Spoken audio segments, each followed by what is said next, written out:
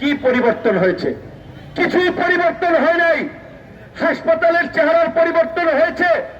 আমরা বারবার বলেছিলাম হাজার হাজার কোটি টাকার বাজেট একনেকে পাস করার পূর্বে জনগণের মৌলিক বিষয়ে কিছু বাজেট দেন।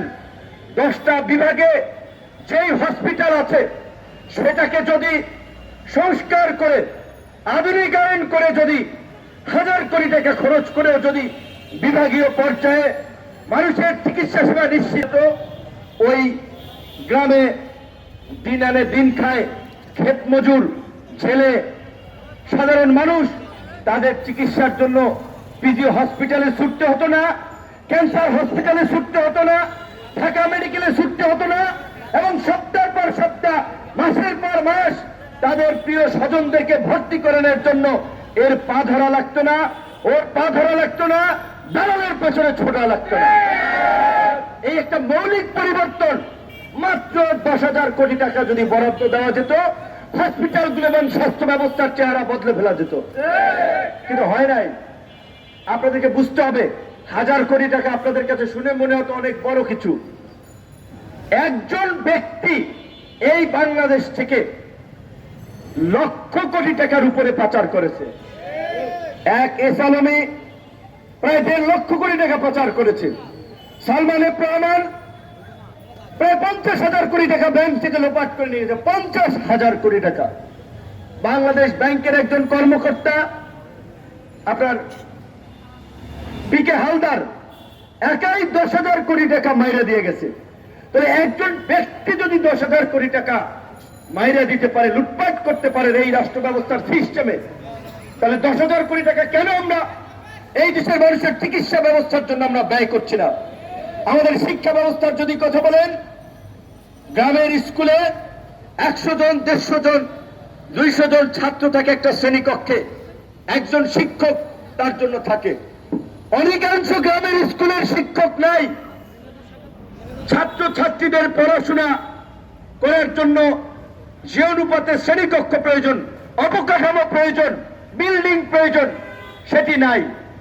এমনকি শিক্ষার্থীদের খেলাধুলার সরঞ্জাম সরকারি বাজেট থেকে বরাদ্দ থাকে, লুটপাট হয়, নাই। 1 বছরে যদি আমরা দেখতাম এই জায়গাটাতে একটা ব্যাপক পরিবর্তন হয়েছে। গণমাধ্যম যদি দেখতাম নির্ভয়ে স্বাধীন সাংবাদিকতা করতেছে, চলমান অন্যায়, অনিয়ম, দুর্নীতি, লুটপাটের তথ্য তুলে ধরছে। কোন হাউসে কেউ ফোন দিয়ে বলছে না এই খবরটা সরিয়ে দেন, এইটা প্রকাশ করা যাবে না। সেই ধরনের স্বাধীনতা ফিরে এসেছে।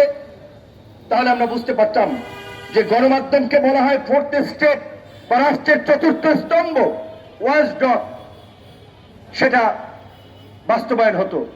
কোনো কিছুর পরিবর্তন হয় নাই। বরঞ্চ এই গণ অভ্যুত্থানের পরেও গণ অভ্যুত্থানের চেতনাকে ধারণ করে আমরা দেখেছি অনেক গণমাধ্যমের মালিকানা লিখে নেওয়া হয়েছে। অনেক গণমাধ্যমের সিনিয়র সাংবাদিক থেকে অনেক কর্মকর্তাকে চাকরিচ্যুত করা হয়েছে। বিভিন্ন ব্যবসায়ীদের কাছ থেকে চান্দানি আওয়ামী মাফিয়া ব্যবসায়ী লুটেরাদের প্রোটেকশন দেওয়া হচ্ছে। আমলাদের কাছ থেকে পয়সা নিয়ে আমলাদেরকে প্রোটেকশন দেওয়া হচ্ছে। আর আমরা এই গণ অভ্যুত্থানের শক্তি সমূহ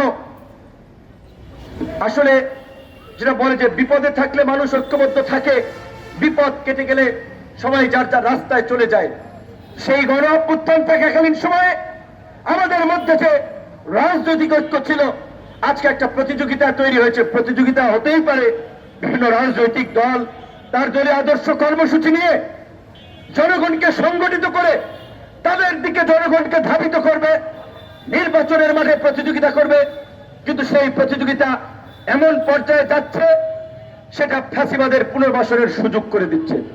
কারণ এক একজন তার নির্বাচনে জেতার জন্য আওয়ামী ব্যবসায়ী মাফিয়া ছাত্র পার্টির মতো এরকমের দোসর এই লুটেরাদেরকে আশ্রয় দিচ্ছে, আশকারা দিচ্ছে, যার ফলে আওয়ামী লীগকে যেভাবে নিষিদ্ধ করা গেছে, জাতীয় পার্টিকে কিন্তু এখন পর্যন্ত নিষিদ্ধ করা ওইভাবে যায় নাই।